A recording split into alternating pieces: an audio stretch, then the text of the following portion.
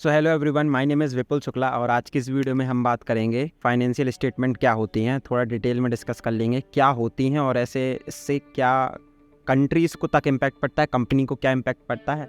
और ये आपने कॉमर्स में पढ़ा होगा 11th-12th में, तो हम डिस्कस कर लेते हैं कि एक्चुअली होता क्या है। इससे हमको समझने और सीखने की क्या ज़रूरत है। और जब भी हम स्टॉक मार्केट में इन्वेस्ट करते हैं या भी किसी भी कंपनी में इन्वेस्ट करते हैं तो हमको फाइनेंशियल स्टेटमेंट ज़रूर ही देखना चाहिए। बिना फाइनेंशियल स्टेटमेंट के आप किसी भी कंपनी में पैसा कभी ना डालें। Which is very important to see and understand the financial statement.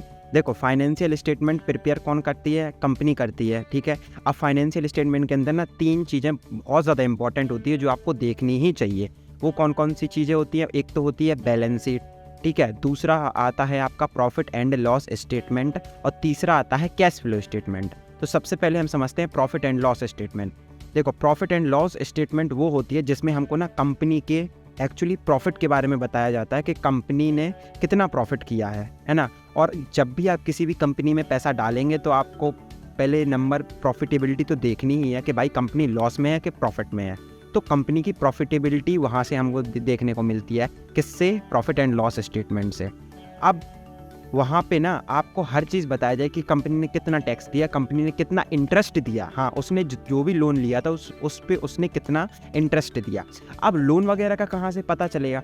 तो अब हमें लोन वगैरह का पता चलता है बैलेंस शीट से।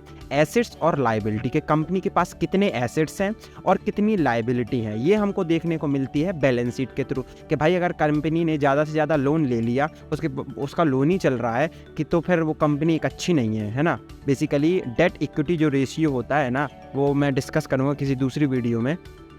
वो डेट इक्विटी रेशियो जितना ज़्यादा कम हो उतना ज़्यादा अच्छा होता है कि कंपनी के पास लोन ज़्यादा से कम हो, है ना, और ओनरशिप ज़्यादा से ज़्यादा खुद पे करती हो, तो वो एक पॉजिटिव साइन होता है और पॉजिटिव कंपनी होती है, उसमें आपको पैसा लगाना चाहिए। बाय द वे, ये वीडियो ना एक लर्निंग पर्पज से है, सो डू नॉट मेरे को सुन के ना आप इन्वेस्ट ना करने लग जाना या कुछ भी, तो वो आप अपना फाइनेंशियल एडवाइज़र से ही कंसीडर करें। सो अब बैलेंस शीट आपको समझ में है कि बैलेंस शीट में आपको एसेट्स और लाइबिलिटी देखने को मिलती है कि कंपनी के पास कितनी एसेट्स हैं, क्या बिल्डिंग है, उसकी क्या टोटल वैल्यू है, और लाइबिलिटी कितना उसके पास लोन है, कितना बैंक बैलेंस है। ये सारी चीज़ें आपको बैलेंस शीट में देखने को मिल जाएंगी। अब बात आती है भाई कैश फ्लो स्टेटमेंट क्या होती है। तो कैश फ्लो स्टेटमेंट में ना आपको कंपनी के पैसे के बारे में पता चलेगा कि कंपनी के पास एग्जैक्ट कितना कैश है, क्योंकि बिजनेस करने के लिए आपको एग्जैक्टली कैश तो चाहिए ही चाहिए। क्योंकि क्या होता है ना कि कोई कंपनी जो है उसकी प्रॉफिटेबिलिटी बहुत हाई होती है, कागजोई में होती है, लेकिन उसके पास पैसा नहीं होता है। वो कैसे?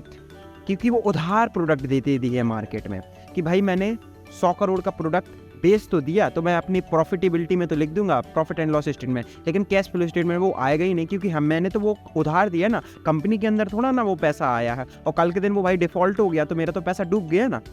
तो इसीलिए कैश फ्लो स्टेटमेंट भी देखना पड़ती है कि कंपनी के पास एग्जैक्टली कितना कैश आ रहा है, कितना कैश जा रहा है।